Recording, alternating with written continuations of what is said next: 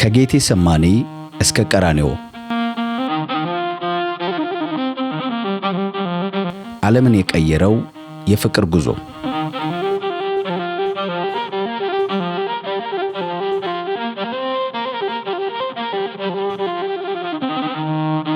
ውድ የአሳፍቲው ተከታታዮች ዛሬ ወደ ኋላ እንመለሳለን።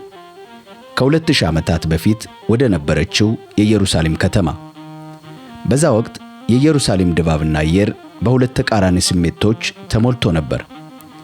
በአንድ በኩል የፋሲካን በዓል ለማክበር ከመላው ዓለም የተሰበሰቡ በሚሊዮኖች የሚቆጠሩ ምዕመናን ከተማዋን በግርግር አጥለቅልቀዋታል። በየመንገዱ የመስዋዕት በጎች ድምፅ ይሰማል። የዕጣን መዓዛ ከየቤቱ ይወጣል። ከተማዋ በደስታና በጸሎት ትርምስ ውስጥ ተውጣለች። በሌላ በኩል ግን በከተማዋ ጠባብ መንገዶች ላይ አንድ ከባድ ጭንቀትና ጥርጣሬ ያንዣብባል።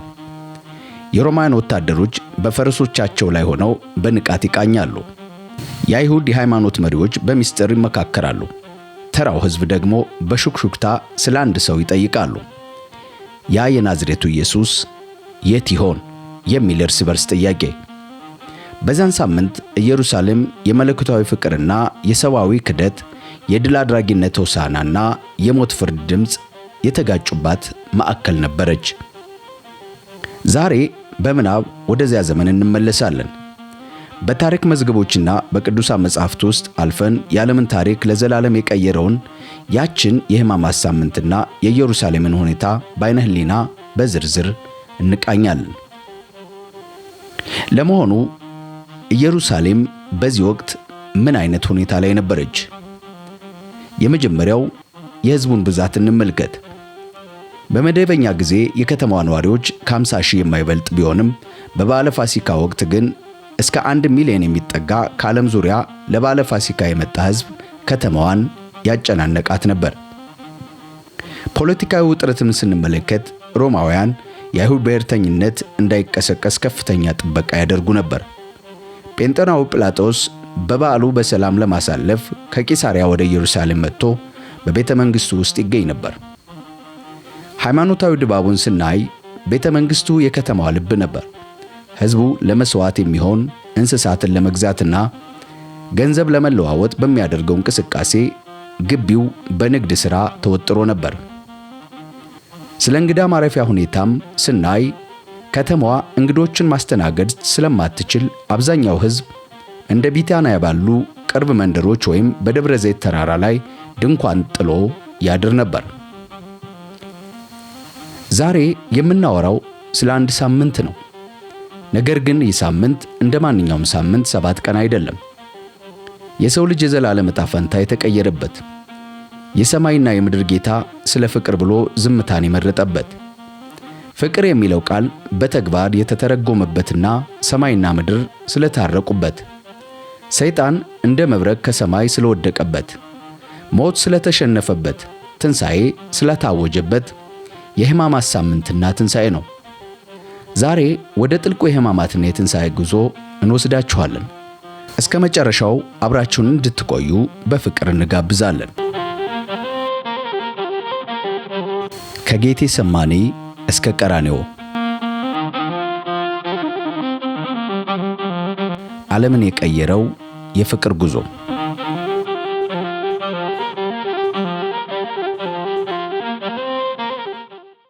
በዛን ጊዜ ፋሲካ የተባለው የቂጣ በዓል ተቃርቦ ነበር። የካህናት አለቆችና ጸሐፍትም ሕዝቡን ይፈሩ ስለነበር እንዴት አድርገው ኢየሱስን እንደሚያስወግዱት መንገድ ይፈልጉ ነበር። ሰይጣንም ከ12ቱ ጋር በተቆጠረው የአስቆሮቱ ይሁዳ በተባለው ገባበት። ይሁዳም ወደ ካህናት አለቆችና ወደ ቤተ መቅደሱ ሹሞች ሄዶ ኢየሱስን እንዴት አሳልፎ እንደሚሰጣቸው ተነጋገረ። እነርሱም በዚህ ደስ ተሰኝተው ገንዘብ ሊሰጡት ተዋዋሉ።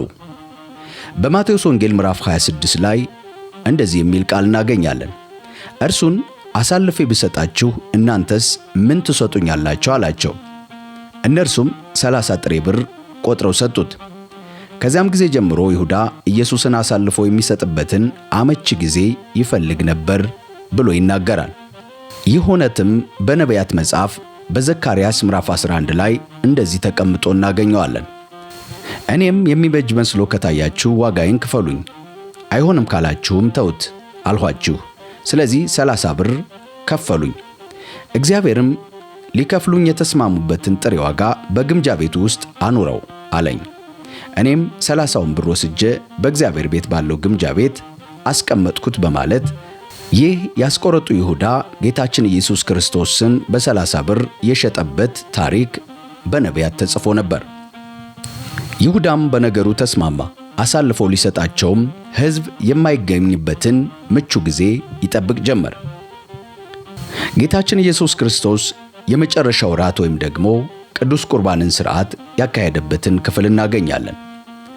ከዚህ በኋላ የፋሲካ በግ የሚታረድበት የቂጣ በዓል ደረሰ ይለናል። ኢየሱስም የፋሲካን ራት እንድንበላ ሄዳችሁ አዘጋጁልን ብሎ ጴጥሮስንና ዮሐንስን ላካቸው። እነርሱም የት እንድናሰናዳ ትፈልጋለህ አሉት።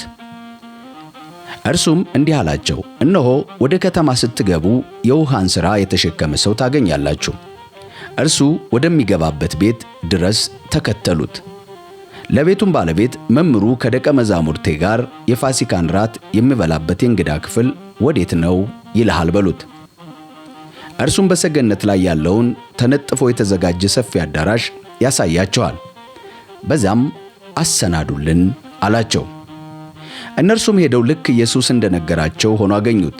ፋሲካንም በዛ አዘጋጁ። ጌታችን ኢየሱስ ክርስቶስ መለኮት ስለሆነ ሁሉንም ያውቅ ስለነበረ ቀድሞ የተረዳውንና ያየውን ለነ ጴጥሮስና ለነ ዮሐንስ ሲነግራቸው እንመለከታለን። ሰዓቱም በደረሰ ጊዜ ኢየሱስ ከሐዋርያቱ ጋር በማዕድ ተቀመጠ። እንዲህም አላቸው፣ መከራ ከመቀበሌ በፊት ይህንን ፋሲካ አብሬያችሁ ለመብላት በጣም ስመኝ ነበር። እላችኋለሁ በእግዚአብሔር መንግሥት የዚህ ትርጉም እስኪፈጸም ድረስ ይህንን ፋሲካ ዳግመኛ አልበላም። ጽዋውን ተቀብሎ ካመሰገነ በኋላ እንዲህ አላቸው፣ እንካችሁ ሁላችሁ ከዚህ ተካፈሉ። እላችኋለሁና ከአሁን ጀምሮ የእግዚአብሔር መንግሥት እስከምትመጣ ድረስ ከዚህ ወይን ፍሬ አልጠጣም። እንጀራውንም አንስቶ አመሰገነ፣ ቆርሶም ሰጣቸውና ይህ ስለ እናንተ የሚሰጥ ሥጋዬ ነው፣ ይህንን ለመታሰቢያዬ አድርጉት አለ። እንደዚሁም ከራት በኋላ ጽዋውን አንስቶ እንዲህ አለ፣ ይህ ጽዋ ስለ እናንተ በሚፈሰው ደሜ የሚመሰረት አዲስ ኪዳን ነው በማለት ሰጣቸው። ነገር ግን አሳልፎ የሚሰጠኝ ሰው እጅ በማዕድ ከኔ ጋር ነው አለ ጌታችን። የሰው ልጅስ አስቀድሞ በተወሰነው መሠረት ይሄዳል፣ ነገር ግን እርሱን አሳልፎ የሚሰጠው ለዛ ሰው ወዮለት። እነርሱም ከመካከላቸው ይህንን የሚያደርግ ማን ሊሆን እንደሚችል እርስ በርሳቸው ይጠያየቁ ጀመር። ደግሞም ከመካከላቸው ማን እንደሚበልጥ በእነርሱ ዘንድ ክርክር ተነሳ። ይህ እጅግ የሚያሳዝንና የሚያሳፍር ድርጊት ነው። ጌታችን ኢየሱስ ክርስቶስ ከፊት ለፊቱ ያለውን መከራ፣ ከፊት ለፊቱ ያለውን ጨለማ ለመግፈፍና የዘላለምን ሕይወት ለዓለም ለማጎናጸፍ ዋጋ ሊከፍል ባለበት ሰዓት ላይ ደቀ መዛሙርቱ ግን በመካከላቸው የተነሳው አሳፋሪ ድርጊት ነው። እኔ ይበልጥ ይህ በዘመናችን ላይ በብዙ አገልጋዮች ዘንድ የሚታይ ሽኩቻ ነው። በዘመናችን ላይ የኔ አገልግሎት ይበልጣል፣ የኔ ቤተ ክርስቲያን ይበልጣል፣ የኔ ዶክትሪን ይበልጣል፣ የኔ ሃይማኖት ይበልጣል የሚል ፉክክር ውስጥ እንገኛለን። እግዚአብሔር አምላክ ግን ልቦናም ሰጥቶ እንዲመልሰን የሁላችንም ጸሎት ይሆን። ምክንያቱም ጌታችን ኢየሱስ ክርስቶስ ቀጥሎ ያደረገውን ስንመለከት ራሳችንን እንድናይ ጉልበት ይሰጠናል። ኢየሱስም እንዲህ አላቸው፣ የአሕዛብ ነገሥታት ሕዝቦቻቸውን በኃይል ይገዛሉ፣ በእነርሱ ላይ ሥልጣን ያላቸውን በጎ አድራጊዎች ተብለው ይጠራሉ። በእናንተ ዘንድ ግን እንዲህ አይሆን።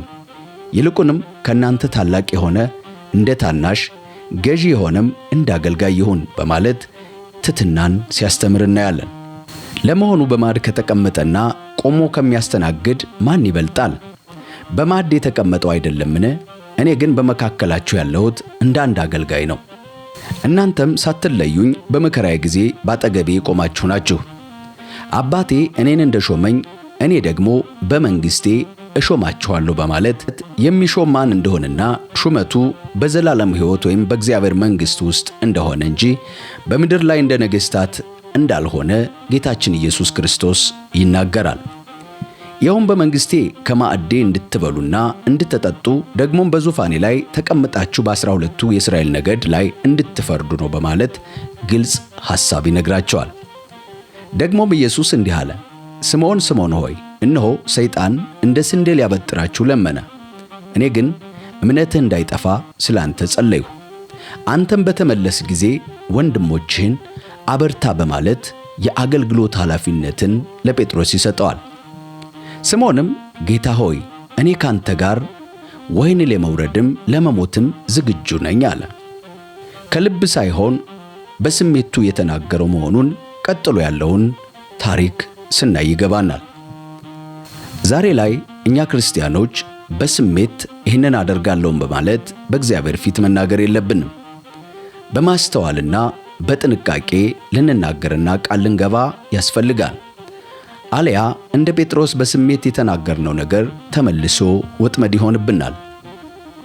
ኢየሱስም ጴጥሮስ ሆይ እልሃለሁ ዛሬ ዶሮ ሳይጮህ አላውቀውም ብለህ 3 ጊዜ ትክደኛለህ አለው።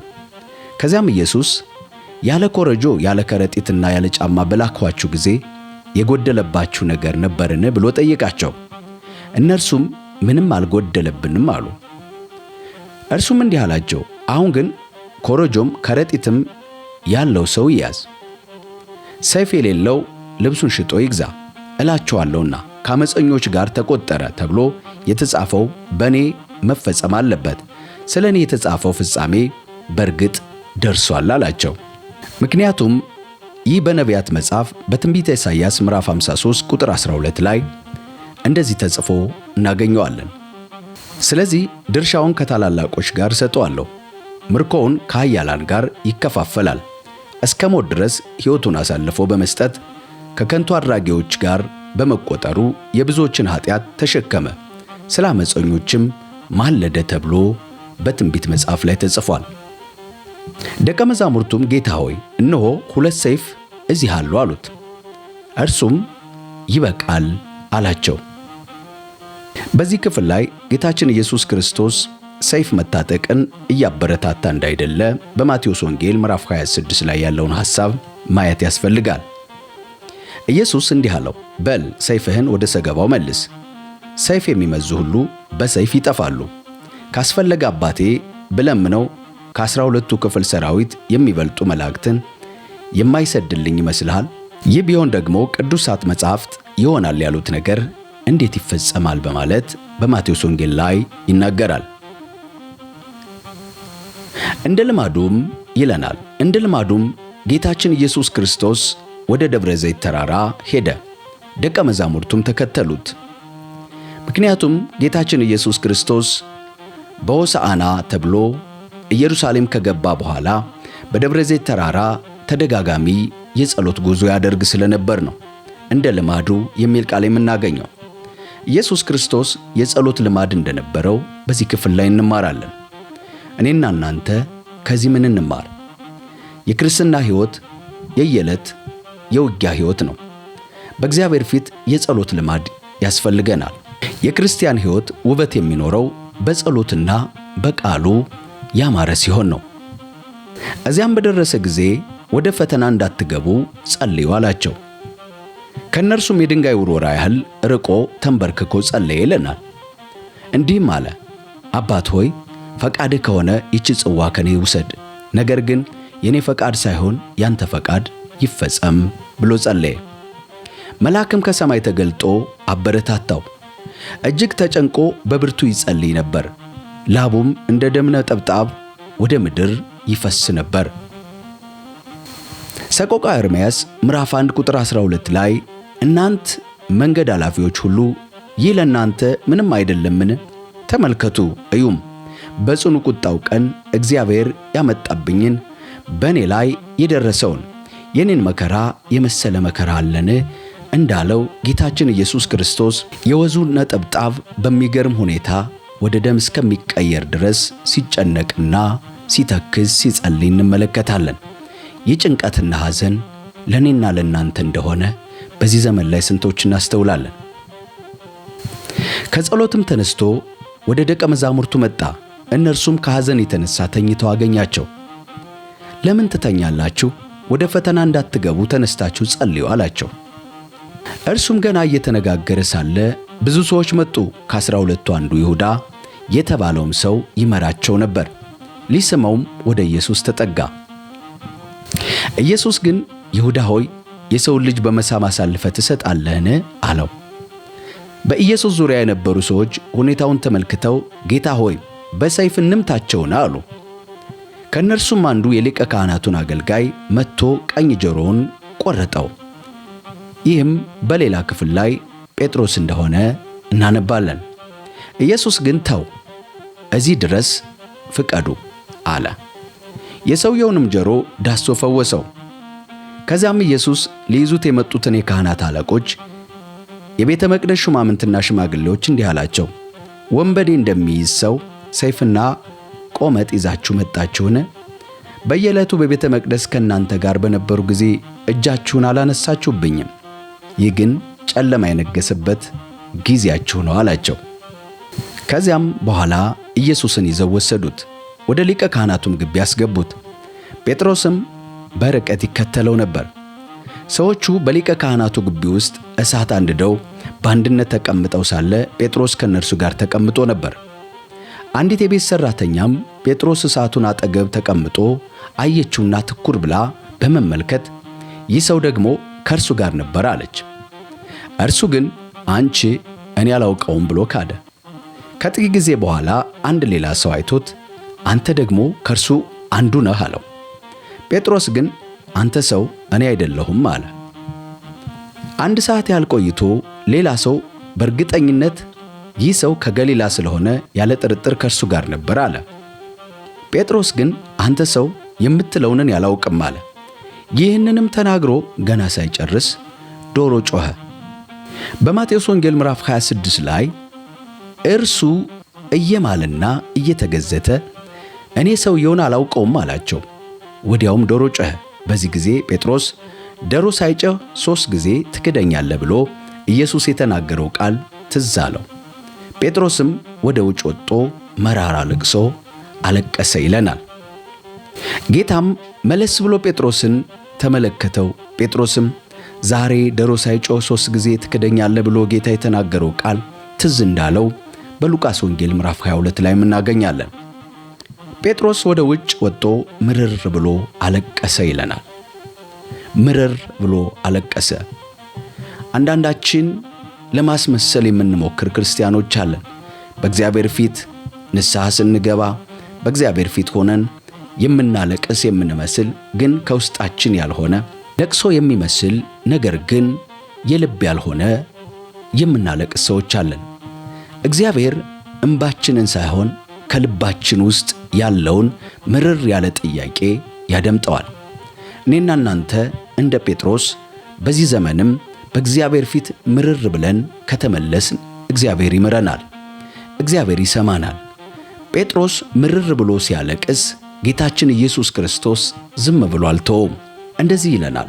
ጌታችን ኢየሱስ ክርስቶስ በሕመም ስሜት ውስጥ፣ በስቃይ ስሜት ውስጥ በብርድ ሆኖ ጴጥሮስን ቀና ብሎ ዘወር ብሎ ሲመለከተው እናያለን። በዓይኑ መልእክት ሲያስተላልፍ፣ በዓይኑ የፍቅርን መልእክት ወደ ጴጥሮስ ሲልክ፣ በዓይኑ ጴጥሮስን እንደሚወደው ሲነግረው፣ በዓይኑ ለጴጥሮስ ያለውን ትልቅ ቦታ ሲያሳየው፣ በዚህ ጊዜ ነበር ጴጥሮስ ወደ ውጭ ወጥቶ ያለ ግብዝነት ምርር ብሎ ያለቀሰው፣ ንስሐ የገባው። ዛሬ በዚህ ዘመን እኔና እናንተን የጴጥሮስን እንባ እንዲሰጠን የእግዚአብሔር መልካም ፈቃድ ይሁንልን። ኢየሱስን አስረው ይጠብቁት የነበሩት ሰዎች ያፌዙበትና ይመቱት ጀመር። ዓይኑንም ሸፍነው እስቲ ትንቢት ተናገር፣ የመታህ ማን ነው እያሉ ይጠይቁት ነበር። ሌላም ብዙ የስድብ ቃል እየተናገሩ ያላግጡበት ነበር። በነጋም ጊዜ የሕዝብ ሽማግሌዎች፣ የካህናት አለቆችና ጸሐፍት ተሰብስበው ኢየሱስን በሸንጓቸው ፊት አቀረቡት። እነርሱም አንተ ክርስቶስ ነህን? እስቲ ንገረን አሉት። ኢየሱስ እንዲህ አላቸው፣ ብነግራችሁ አታምኑኝም፣ ብጠይቃችሁም አትመልሱልኝም። ነገር ግን ካሁን ጀምሮ የሰው ልጅ በእግዚአብሔር ኃይል ቀኝ ይቀመጣል አላቸው። በዚህ ጊዜ ሁሉም ታዲያ አንተ የእግዚአብሔር ልጅ ነህን? አሉት። እርሱም መሆኔን እኮ እናንተው ትናገራላችሁ አላቸው። እነርሱም ከእንግዲህ ሌላ ምስክር ምን እንፈልጋለን? ራሳችን ከገዛ አንደበቱ ሰምተናል አሉ። በዚያ የተሰበሰቡት በሙሉ ተነስተው ኢየሱስን ወደ ጲላጦስ ወሰዱት። እንዲህም እያሉ ይከሱት ጀመር። ይህ ሰው ሕዝባችንን ሲያስት፣ ለቄሳር ግብር እንዳይከፈል ሲከለክል፣ ደግሞም እኔ ክርስቶስ ንጉሥ ነኝ ሲል አገኘ ነው በማለት የውሸት ክስ ከሰሱት። ጲላጦስም አንተ የአይሁድ ንጉሥ ነህን ብሎ ጠየቀው። ምክንያቱም የከሳሾች ጥያቄ በጣም አደገኛ ጥያቄ ነበር። ምክንያቱም ንጉሥ ነኝ ብሏል የሚል ነው። ጲላጦስ ንጉሥ ነኝ የሚለው ነገር ጆሮው ውስጥ ገባ። በንግሥናው በሥልጣኑ የመጣ እንደሆነ ተረዳ። በዚህ ጊዜ የአይሁድ ሽማግሌዎች፣ ካህናትና የሃይማኖት መምህራን የጌታችን የኢየሱስ ክርስቶስን ጌትነት በቄሳር ጌትነት ሲቀይሩ እንመለከታለን። ጌታቸው ያደረጉት በዚህ ጊዜ ቄሳርን ነበር። ኢየሱስም ጲላጦስ አንተ የአይሁድ ንጉሥ ነህን ብሎ ለጠየቀው ጥያቄ ሲመልስ እንዲህ አለ፣ አንተው አልህ አለው። ጲላጦስም ለካህናት አለቆችና ለሕዝቡ እኔ በዚህ ሰው ላይ ምንም ወንጀል አላገኘሁበትም አለ። እነርሱ ግን ይህ ሰው ከገሊላ ጀምሮ እዚህ ድረስ መላውን ይሁዳ ሳይቀር እያወከ ነው እያሉ አጽንተው ተናገሩ። ጲላጦስም ይህንን ሲሰማ ሰውየው የገሊላ ሰው መሆኑን ለማረጋገጥ ጠየቀ። ኢየሱስ ከሄሮድስ ግዛት የመጣ መሆኑን ጲላጦስ ባወቀ ጊዜ ሄሮድስ በዛ ወቅት በኢየሩሳሌም ስለነበረ ወደ እርሱ ላከው። ሄሮድስም ኢየሱስን ብዙ ጊዜ ሊያዩ ይፈልግ ነበር። ባየው ጊዜ እጅግ ደስ አለው። ስለ እርሱ ሰምቶ ስለነበር ታምራት ሲሰራ ለማየት ተስፋ ያደርግ ነበር። ብዙ ጥያቄዎችንም አቀረበለት። እርሱ ግን ምንም አልመለሰለትም። የካህናት አለቆችና ጻፍትም እዚያው ቆመው በብርቱ የወነጀሉት ጀመር። ሄሮድስ ከወታደሮች ጋር ናቀው፣ አፌዙበት። የክብር ልብስ አልብሶ ወደ ጲላጦስ መልሶ ሰደደው። ሄሮድስና ጲላጦስም በዚህ ዕለት ተወዳጁ። ቀደም ሲል ግን በመካከላቸው ጥል ነበረ። ኢየሱስ ክርስቶስ ያለማስታራቂ ጌታ ነው። ጲላጦስም የካህናት አለቆችን ገዢዎችንና ሕዝቡን በአንድነት ሰብስቦ እንዲህ አላቸው፣ ይህ ሰው ሕዝቡን ለአመፅ ያነሳሳል ብላችሁ ወደ እኔ አምጥታችሁት ነበር። እኔም በእናንተው ፊት መርምሬ ባቀረባችሁበት ክስ አንዳች ወንጀል አላገኘሁበትም። ደሞም ሄሮድስ እንዲሁ ምንም ስላላገኘበት ወደኛ መልሶታል። እንደምታዩት ይህ ሰው ለሞት የሚያበቃ ምንም ነገር አልፈጸመም። ስለዚህ ቀጥቼ እፈታዋለሁ አላቸው። ይህንን ያለ በበዓሉ አንድ እስረኛ እንዲፈታላቸው የግድ ያስፈልግ ስለነበረ ነው። ሕዝቡም ሁሉ በአንድ ላይ ይህንን ሰው ወዲያ አስወግደው በርባንን ፍታልን እያሉ ጮኹ። በርባን በከተማ ውስጥ የሕዝብ ዓመፅ በማነሳሳትና በነፍስ ግድያ የታሰረ ሰው ነበር። ጲላጦስም ኢየሱስን ሊፈታው ስለፈለገ እንደገና ተናገራቸው። እነርሱ ግን ስቀለው ስቀለው እያሉ ይጮኹ ነበር። ጲላጦስም ሦስተኛ ጊዜ ለምን? ይህ ሰው ምን የፈጸመ ወንጀል አለ? እኔ ለሞት የሚያበቃ ምንም በደል አላገኘሁበትም። ስለዚህ ቀጥቼ እፈታዋለሁ አላቸው። እነርሱ ግን ድምፃቸውን ከፍ በማድረግ እንዲሰቀል አጥብቀው ለመኑት። ጩኸታቸውን በረታ። ስለዚህ ጲላጦስ የጠየቁት እንዲፈጸም ውሳኔ አስተላለፈ። የሕዝብ ዓመፅ በማነሳሳትና በነፍስ ግድያ ታስሮ የነበረውን እንዲፈታላቸው የለመኑትን ያንን ሰው ፈታላቸው። ኢየሱስ ግን እንዳሻቸው እንዲያደርጉት አሳልፎ ሰጣቸው። ኢየሱስንም ይዘው ወሰዱት።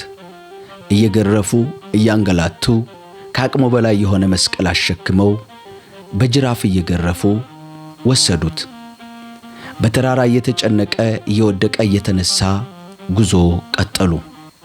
በዚህ ጊዜ ነበር ስምዖን የተባለ የቀሬና ሰው ከገጠር ሲመጣ አግኝተው መስቀሉን አሸክመው ኢየሱስን ተከትሎ እንዲሄድ አስገደዱት። ብዙ ሕዝብን ደረታቸውን እየደቁ የሚያለቅሱለት ሴቶች ከኋላ ይከተሉ ነበር። ኢየሱስ ግን ወደ እነርሱ ዘወር ብሎ እንዲህ አላቸው፣ እናንተ የኢየሩሳሌም ሴቶች ለራሳችሁና ለልጆቻችሁ አልቅሱ እንጂ ለእኔ አታልቅሱ። እነሆ መካኖችና ያልወለዱ ማኅፀኖች ያላጠቡ ጡቶችም ብፁዓን ናቸው የምትሉበት ጊዜ ይመጣልና። ይህንን ያለው ጌታችን ኢየሱስ ክርስቶስ በማቴዎስ ወንጌል ምዕራፍ 24 ቁጥር 19 በነዛ ቀናት ለነፍሰ ጡሮችና ለሚያጠቡ ወዮላቸው ብሎ የተናገረውን የመጨረሻውን ዘመን እየተናገረ ነበር። በዚያን ጊዜም ተራሮችን ውደቁብን፣ ኮረብቶችንም ሰውሩን ይላሉ። እንግዲህ በእርጥብ እንጨት ላይ እንዲህ ካደረጉ በደረቁ ምን ያደርጉ ይሆን? ከእርሱ ጋር እንዲገደሉ ሌሎች 2 ወንጀለኞችን ወሰዷቸው። ቀራንዮ የተባለ ቦታ በደረሱ ጊዜ ሰቀሉት። ወንጀለኞቹንም አንዱን በቀኝ ሌላውን በግራ ሰቀሏቸው። ይህ ቀራንዮ የተባለ ቦታ በማርቆስ ወንጌል ምዕራፍ 15 ላይ ከዚያም ኢየሱስን ትርጉሙ የራስ ቅል ስፍራ ወደ ተባለው ወደ ጎልጎታ ወሰዱት። ቀራንዮ ጎልጎታ ወይም የራስ ቅል የሚባል ቦታ እንደሆነ እናገኛለን። ምክንያቱም ብዙ ወንጀለኞች የሚሰቀሉበትና ራሳቸው የሚገኝበት አጽም የሞላበት ስፍራ ስለነበር ነው። ኢየሱስም አባት ሆይ የሚያደርጉትን አያውቁምና ይቅር በላቸው አለ። እነርሱም ልብሱን በዕጣ ተከፋፈሉ። ጌታችን ኢየሱስ ክርስቶስ በመስቀል ላይ በጣር ላይ ሆኖ የሚያደርጉትን አያውቁምና ይቅር በላቸው በማለት ጸለየ፣ ማለደ።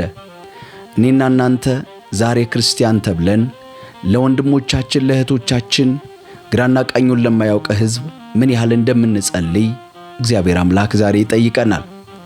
በትሕትና በፍቅር በየዋህነት እነሆ ሌሎችን በመውደድ በእግዚአብሔር ፊት የጸሎት ሕይወት እንዲኖረን ያስፈልጋል። ክርስትና ማለት እየበደሉ መኖር ሳይሆን እየተበደሉ ይቅር እያሉ የሚኖሩት ሕይወት ነው። ጌታችን ያስተማረንም እርቃኑን አድርገው በቀሚሱ ዕጣ ሲጣጣሉ ሲያፌዙበትና ሲያሾፉበት መስቀል ላይ ሆኖ ግን ይቅር በላቸው ብሎ የማለደ ጌታችን ነው። ሕዝቡም ቆመው ይመለከቱ ነበር። ገዦችም ሌሎችን አዳነ፣ በእግዚአብሔር የተመረጠ ክርስቶስ እርሱ ከሆነ እስቲ ራሱን ያድን እያሉ ያፌዙበት ነበር። ወታደሮችም ቀርበው ያፌዙበት ነበር። የሆመጠጠ የወይን ጠጅ እየሰጡትም አንተ የአይሁድ ንጉሥ ከሆንህ ራስህን አድን ይሉት ነበር። ከራሱም በላይ ይህ የአይሁድ ንጉሥ ነው የሚል ጽሑፍ ነበር። ከተሰቀሉትም ወንጀለኞች አንዱ እየተሳደበ አንተ ክርስቶስ አይደለህምን? እስቲ ራስህን እኛንም አድን ይለው ነበር። አንዳንድ ሰው እየሞተ ወይም ደግሞ በጣር ላይ ሆኖ እንኳ ለንስሐ ያልታደለ ሰው አለ። ልክ እንደ አስቆሮቱ ይሁዳ። አስቆሮቱ ይሁዳ እጁ በወጭት ላይ ያለ እንኳ ጌታችን ኢየሱስ ክርስቶስ የሰጠውን የምሕረት ዕድል መጠቀም ያልቻለ ሰው ነበር። ይህም ወንጀለኛ በመስቀል ላይ ለጥቂት ደቂቃ በኋላ ሊገደልና ሊሞት እያለ ራሱን ለንስሐ አላዘጋጀም ነበር። ሌላኛው ወንጀለኛ ግን ይለናል። ሌላኛው ወንጀለኛ ግን እንዲህ ሲል ገሰጸው፣ ተመሳሳይ ፍርድ እየተቀበል ሳለህ ከቶ እግዚአብሔርን አትፈራምን? እኛ ላደረግነው ነገር ቅጣት እየተቀበልን ስለሆነ ተገቢ ፍርድ ላይ ነን። ይህ ሰው ግን አንዳች ክፉ ነገር አላደረገም። ደግሞም ኢየሱስ ሆይ በመንግሥትህ በመጣህ ጊዜ አስበኝ አለው። ኢየሱስም እውነት እልሃለሁ ዛሬ ከእኔ ጋር በገነት ትሆናለህ አለው። ይህ ማለት የመጀመሪያው የተዘጋው የገነት በር የተከፈተበት ታሪክ ነው። ምክንያቱም ከአዳምና ከሔዋን ኃጢአት በኋላ በኪሩብ የተዘጋው የገነት በር ጌታችን ኢየሱስ ክርስቶስ ለመጀመሪያ ጊዜ የሰውን ልጅ ይዞ ተመልሶ ሲገባበት እንመለከታለን። ኢየሱስ ክርስቶስ ለዚህ ነው እኔ እውነትም ሕይወትም መንገድም ነኝ፣ በእኔ በቀር ወደ አብ የሚመጣ የለም ብሎ የተናገረው። ጊዜው 6 ሰዓት ያህል ነበር። እስከ 9 ሰዓት ድረስም በምድር ሁሉ ላይ ጨለማ ሆነ ይለናል። የፀሐይ ብርሃን ተከልክሏልና የቤተ መቅደሱ መጋረጃም ተቀዶ ለሁለት ተከፈለ። በዚህ ጊዜ ፀሐይ ጌታዬ ዕርቃኑን ሆኖ አላሳይም በማለት እምቢኝ ስትል እንመለከታለን። ፀሐይ ጌታ ኢየሱስ ክርስቶስን ዕርቃኑን ላለማሳየት ብርሃኗን ስትነሳ ፈጣሪዋን ስታከብር እንመለከታለን። ኢየሱስም በታላቅ ድምፅ ጮኸ ይለናል። አባት ሆይ ነፍሴን በእጅህ እሰጣለሁ አለ። ይህንንም ብሎ ሞተ። የመቶ አለቃውም የሆነውን ነገር ባየ ጊዜ ይህ ሰው በእርግጥ ጻድቅ ነበር ብሎ እግዚአብሔርን አመሰገነ። ይህ ማለት መቶ አለቃው በመጨረሻም ቢሆን በጌታችን በኢየሱስ ክርስቶስ ማመኑን በዚህ ክፍል ላይ እንረዳለን። ይህንኑ ለማየት በስፍራው ተሰብስበው የነበሩ ሰዎች ሁሉ የሆነውን ነገር በተመለከቱ ጊዜ ደረታቸውን እየደቁ ተመለሱ። ነገር ግን ኢየሱስ በቅርብ የሚያውቁት ሁሉ እንዲሁም ከገሊላ ጀምሮ የተከተሉት ሴቶች ይህንን እየተከታተሉ ከሩቅ ቆመው ነበር። የአይሁድ ሸንጎ አባል የሆነ አንድ ዮሴፍ የሚባል በጎ ጻድቅ ሰው ነበር ይለናል። ይህ ሰው አይሁድ ሆኖ እያለ በሸንጎው ምክርና ድርጊት አልተባበረም ነበር። እርሱም አርማቴስ የተባለ የአይሁድ ከተማ ሰው ሲሆን የእግዚአብሔርን መንግሥት መምጣት ይጠባበቅ ነበር። ይህም ሰው ወደ ጲላጦስ ሄዶ የኢየሱስን ሥጋ ለመነ። በተፈቀደለትም ጊዜ ሥጋውን አውርዶ በበፍታ ገነዘው፣ ከድንጋይ ተፈልፍሎ በተሠራ ገና ማንም ባልተቀበረበት መቃብር ውስጥ አስቀመጠው። ዕለቱ የመዘጋጃ ቀን ነበር፣ ሰንበትም ሊገባ ነበር። ከገሊላ ጀምሮ ከኢየሱስ ጋር የመጡ ሴቶችም ተከትለው መቃብሩን አዩ። ሥጋውንም እንዴት እንዳስቀመጡት ተመለከቱ። ከዚያም ተመልሰው ሽቱና ቅባት አዘጋጁ። ሕጉ የሚያዘውን በዛም መሠረት በሰንበት ቀን አረፉ። ኢየሱስ ተነሳ። በሳምንቱ መጀመሪያ ቀን ሴቶች ያዘጋጁትን ሽቶ ይዘው እጅግ ማልዳ ሳለ ወደ መቃብሩ እንደሄዱ የእግዚአብሔር ቃል ይነግረናል። ድንጋዩም ከመቃብሩ ደጃፍ ተንከባሎ አገኙት። ወደ ውስጥ ዘልቀው በገቡ ጊዜ ግን የጌታን ኢየሱስ ክርስቶስን ሥጋ አላገኙትም። በሁኔታው ግራ ተጋብተው ሳሉ እነሆ እጅግ የሚያንጸባርቅ ልብስ የለበሱ ሁለት ሰዎች ድንገት ባጠገባቸው ቆሙ። ሴቶችም ከመፍራታቸው የተነሳ ወደ ምድር አቀርቅረው ሳሉ ሰዎቹ እንዲህ አሏቸው፣ ሕያውን የሆነውን እርሱን ለምን ከሙታን መካከል ትፈልጉታላችሁ? እርሱ ተነስቷል፣ እዚህ የለም። ደግሞም በገሊላ በነበረ ጊዜ እንዲህ እንዳላቸው አስታውሱ። የሰው ልጅ በኃጢአተኞች እጅ አልፎ ይሰጥ፣ ሊሰቀልና በሦስተኛው ቀን ሊነሣ ይገባዋል ብሎ ነበርና። ሴቶችም በዚህ ጊዜ ቃሉን አስታወሱ። ሴቶቹ ከመቃብር ስፍራ ተመልሰው ይህንን ሁሉ ነገር ለ11ዱና ለተቀሩት ሁሉ ነገሯቸው። ይህን ለሐዋርያቱ የነገሯቸውም መግደላዊት ማርያም፣ ዮሐና፣ የያዕቆብ እናት ማርያምና ከእነርሱ ጋር የነበሩት ሌሎች ሴቶች ነበሩ። እነርሱ ግን ሴቶች የተናገሩትን ቃል መቀዣበር ስለመሰላቸው አላመኗቸውም። ጴጥሮስ ግን ተነስቶ ወደ መቃብሩ ሮጠ። እዛም ደርሶ ጎንበስ ብሎ ወደ ውስጥ ሲመለከት በፍታ እንዳለ ለብቻው ተቀምጦ አየ። በሆነው ነገር እየተገረመ ወደ ቤቱ ተመለሰ። በዚህ ቀን ከደቀ መዛሙርቱ ሁለት ከኢየሩሳሌም 11 ኪሎ ሜትር ያህል ወደሚርቅ ኤማውስ ወደሚባል መንገድ ይሄዱ ነበር። እነርሱም ስለሆነው ነገር ሁሉ እርስ በርስ ይነጋገሩ ነበር። እየተነጋገሩና እየተወያዩ ሳሉ ኢየሱስ ራሱ ቀርቦ ከእነርሱ ጋር ይሄድ ጀመር። ነገር ግን እንዳያውቁት ዓይናቸው ተይዞ ነበር። እርሱም እየሄዳችሁ በመንገድ ላይ እርስ በርሳችሁ እንዲህ የምትወያዩት ምንድን ነው አላቸው። እነርሱም በሐዘን ክው ብለው ቆሙ። ከእነርሱ አንዱ ቀሌዮጳ የተባለው በእነዚህ ቀናት እዚህ በኢየሩሳሌም የሆነውን ነገር የማታውቅ አንተ ብቻ ለአገሩ እንግዳ ነህን? ሲል መለሰለት። እርሱም የሆነው ነገር ምንድን ነው አላቸው። እነርሱም እንዲህ አሉት፣ በእግዚአብሔርና በሰው ፊት በተግባርና በቃል ብርቱ ነቢይ ስለነበረው ስለ ናዝሬቱ ኢየሱስ ነው። እርሱ የካህናት አለቆችና ገዦችም ለሞት ፍርድ አሳልፈው ሰጡት፣ ሰቀሉትም። እኛ ግን እስራኤልን ይቤዣል ብለን ተስፋ ያደረግነው እርሱን ነበር። ከሁሉም በላይ ደግሞ ይህ ከሆነ ዛሬ 3ኛ ቀን ነው በማለት መለሱለት። ደግሞም ከእኛው መካከል አንዳንድ ሴቶች አስገረሙን። እነርሱም ማልደው ወደ መቃብሩ ሄደው ነበር። ሥጋውንም ባጡት ጊዜ መጥተው እርሱ በሕይወት እንዳለ የነገሯቸውን መላእክት በራእይ እንዳዩ አወሩን። ከእኛም መካከል አንዳንዶች ወደ መቃብሩ ሄደው ልክ ሴቶች እንዳሉት ሆኖ አገኙት፣ እርሱንም ግን አላዩትም። እርሱም እንዲህ አላቸው፣ እናንተ የማታስተውሉ ሰዎች፣ ልባችሁ ነቢያት የተናገሩትን ሁሉ ከመስማት የዘገየ ክርስቶስ ይህንን መከራ መቀበልና ወደ ክብሩ መግባት ይገባው የለምን? ከሙሴና ከነቢያት ሁሉ ጀምሮ በቅዱሳን መጻሕፍት ስለ እርሱ የተጻፈውን አስረዳቸው። ወደሚሄዱበትም መንደር በተቃረቡ ጊዜ ኢየሱስ አልፎ የሚሄድ መሰለ። እነርሱ ግን ምሽት እየተቃረበ ቀኑም እየተገባደደ ስለሆነ ከኛ ጋር እደር ብለው አጥብቀው ለመኑት። ስለዚህ ከእነርሱ ጋር ለማደር ገባ። አብሯቸውን በማዕድ በተቀመጠ ጊዜ እንጀራውን አንስቶ ባረከ፣ ቆርሶም ሰጣቸው። በዚህ ጊዜ ዓይናቸው ተከፈተ፣ አወቁትም፣ እርሱም ከነሱ ተሰወረ። እነርሱም በመንገድ ሳለን እያነጋገረን ቅዱሳት መጻሕፍትን ገልጦ ሲያስረዳን ልባችን ይቃጠልብን አልነበረምን? ተባባሉ። በዚያኑ ሰዓት ተነስተው ወደ ኢየሩሳሌም ተመለሱ። 11ዱና ከእነርሱ ጋር የነበሩት በዚያ በአንድነት ተሰብስበው አገኟቸው። እነርሱም ጌታ በእርግጥ ተነስቷል፣ ለስምዖን ታይቷል ይባባሉ ነበር። ሁለቱ ደቀ መዛሙርትም በመንገድ ላይ የሆነውንና ኢየሱስ እንጀራውን በቆረሰ ጊዜ እንዴት እንዳወቁት ተረኩላቸው። ይህንን እየተነጋገሩ ሳለ ኢየሱስ ራሱ በመካከላቸው ቆሞ ሰላም ለእናንተ ይሁን አላቸው። እነርሱ ግን ደንግጠው በፍርሃት ተዋጡ፣ መንፈስም ያዩ መሰላቸው። እርሱም እንዲህ አላቸው፣ ለምን ትጨነቃላችሁ?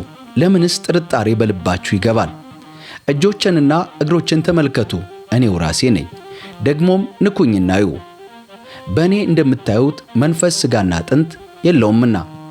ይህንንም ብሎ እጆቹንና እግሮቹን አሳያቸው። እነርሱም ከመደሰትና ከመገረም የተነሳ ገና ሳያምኑ በዛ ቦታ አንዳች የሚበላ ነገር አላችሁን አላቸው። እነርሱም ከተጠበሰ ዓሣ አንድ ቁራሽ ሰጡት። እርሱም ተቀብሎ በፊታቸው በላ። እርሱም ከእናንተ ጋር በነበርሁበት ጊዜ በሙሴ ሕግ በነቢያትና በመዝሙር መጻሕፍት ስለ እኔ የተጻፈው ሁሉ ይፈጸም ዘንድ ይገባል ብዬ የነገርኋችሁን ቃሌ ይህ ነው አላቸው። በዚያ ጊዜ ቅዱሳት መጻሕፍትን እንዲያስተውሉ አእምሮአቸውን ከፈተላቸው። እንዲህም አላቸው፣ እንዲህ ብሎ ተጽፏል፣ ክርስቶስ መከራን ይቀበል፣ በሦስተኛው ቀን ከሙታን ይነሣ፣ ከኢየሩሳሌም ጀምሮ ለሕዝቦች ሁሉ ንስሐና የኃጢአት ስርየት በስሙ ይሰበካል። እናንተም ለዚህ ምስክሮች ናችሁ። እኔም አባቴ የሰጠውን ተስፋ እልክላችኋለሁ። እናንተ ግን ከላይ ኃይል እስከምትቀበሉ ድረስ በኢየሩሳሌም ከተማ ጠብቁኝ። ከዚህም በኋላ እስከ ቢታንያ ይዟቸው ወጣ። እጆቹን አንስቶ ባረካቸው። እየባረካቸውም ሳለ ከእነርሱ ተለይቶ ወደ ሰማይ አረገ። እነርሱም ሰገዱለት። በታላቅ ደስታም ወደ ኢየሩሳሌም ተመለሱ። እግዚአብሔርንም እያመሰገኑ ዘወትር በቤተ መቅደስ ነበሩ በማለት የእግዚአብሔር ቃል ይነግረናል። ጌታችን ኢየሱስ ክርስቶስ በክብር ወደ ሰማይ የሄደ ጌታ በክብር ሊወስደን ተመልሶ ይመጣል። ውድ የአሳፍቲው ተከታታዮች ከጌቴሰማኒ እስከ ቀራንዮ ዓለምን የቀየረ የፍቅር ጉዞ በሚለው በዛሬ መልእክታችን 3 ዋና ዋና ነገሮችን እንማራለን። የመጀመሪያው ከውድቀት በኋላ መነሳት አለ የሚል ነው። በዚህ ምዕራፍ የጴጥሮስ ክህደት አይተናል። ዛሬም እንደ ጴጥሮስ በራሳችን ወይም በራስ መተማመን ተሞልተን ልንወድቅ እንችላለን። ነገር ግን ጌታ ወደ ጴጥሮስ ዞር ብሎ ሲመለከተው በዛ ዓይን ውስጥ የነበረው ኮነኔ ሳይሆን ተመለስ የሚል የፍቅር ጥሪ ነበር። በዚህም ክርስትና ፈጽሞ አለመውደቅ ሳይሆን በወደቅንበት ሰዓት ወደ ጌታ ፊት ተመልሰን የምንነሳበት ጥበብ ነው። ሁለተኛው መከራ የክብር መንገድ ነው የሚል ነው። ክርስቶስ በመስቀል ላይ ሳለ ዓለም ከቻልክ ራስህን አድን እያለች ትሳለቅበት ነበር። እርሱ ግን ሌሎችን ለማዳን ሲል ራሱን አላዳነም። ዛሬ እኛም በሕይወታችን መስቀሎችና ፈተናዎች ሊገጥሙን ይችላሉ። በዚህም እውነተኛ የክርስትና መንገድ ከስቃይ ነፃ መሆን ሳይሆን በመከራ ውስጥ አልፎ ለሌሎች በረከት መሆንና የእግዚአብሔርን ፈቃድ መፈጸም ነው። ሦስተኛ የትንሣኤው ጌታ አብሮን የሚጓዝና ለዘላለም ከኛ ጋር ያለ ጌታ ነው። ወደ ኤማውስ ሲጓዙ የነበሩት ደቀ መዛሙርት በሐዘን ተውጠው ነበር። ጌታ ግን አጠገባቸው ሆኖ አብሯቸው ይጓዝ ነበር። ዛሬም በኑሯችን በሥራችንና በጭንቀታችን መካከል ክርስቶስ ኢየሱስ አብሮን አለ። በዚህም ጌታችን በታሪክ ውስጥ ያለ ትዝታ ሳይሆን ዛሬም ከኛ ጋር የሚኖር ቃሉን የሚተነትንልንና ልባችንን በፍቅር የሚያቃጥል ሕያው አምላክ ነው። በአጠቃላይ ዛሬ የተመለከትነው የእግዚአብሔር እውነት የሚነግረን አንድ ትልቅ ነገር አለ። መቃብሩ ባዶ ነው፣ ተስፋችን ሙሉ ነው። ዓለም በጨለማ ብትሞላ፣ እኛ ግን የትንሣኤው ብርሃን ምስክሮች ነን። ታሪካችን በምዕራፍ 23 በመስቀልና በሐዘን አያበቃም። የግድ ወደ ምዕራፍ 24 ማለትም ወደ ድልና ወደ ደስታ እንሻገራለን። ሕማማት የታሪክ መጽሐፍ አይደለም። ጌታ የተገረፈው የእናንተንና የኔን ግርፋት ለመውሰድ ነው። የተጠማው እኛን ለማርካት ነው። ድሃ የሆነው እኛን በጸጋው ባለጸጋ ሊያደርገን ነው። የታረዘው እኛን የክብር ጸጋ ሊያለብሰን ነው። በባዶ እግሩ ከአገር ወደ አገር የተንከራተተው እኛን የወንጌል ጫማ ሊያጫማን ነው። በመስቀል ላይ የፈሰሰው ደም ዛሬም ድረስ ኃጢአታችንን የማጠብ አቅም አለው። በአንደኛ ዮሐንስ ምዕራፍ 1 ቁጥር 7 ላይ እንዲህ ተብሎ እንደተጻፈ የልጁም የኢየሱስ ክርስቶስ ደም ከኃጢአት ሁሉ ያነጻናል። በዚህ ሰዓት ይህንን መልእክት የምትሰሙ ነገር ግን የኃጢአተኝነት ስሜት የሚሰማችሁ የምስራች አለን። እርሱም በቀራንዮ ላይ የፈሰሰው የኢየሱስ ክርስቶስ ደም ከኃጢአት ሁሉ ያነጻል። ይህ ሳምንት የለውጥ ሳምንት ይሁንልን። ጥላቻን በፍቅር በቀልም በይቅርታ የምንተካበት የሕማማትና የትንሣኤ ጊዜ ይሁንልን። ይህንን ትምህርት ለወዳጅ ዘመዶ በማጋራት የብርሃን ተካፋይ ያድርጓቸው። በቀጣይ መሰናዷችን ደግሞ ሌላ አስደናቂ ታሪክ ይዘን እንቀርባለን። የአሳፍ ቲዩብን ሰብስክራይብ በማድረግና የደወል ምልክቷን በመጫን ቤተሰብ ይሁኑ። እግዚአብሔር ከሁላችሁ ጋር ይሁን። ጸጋ ይብዛላችሁ።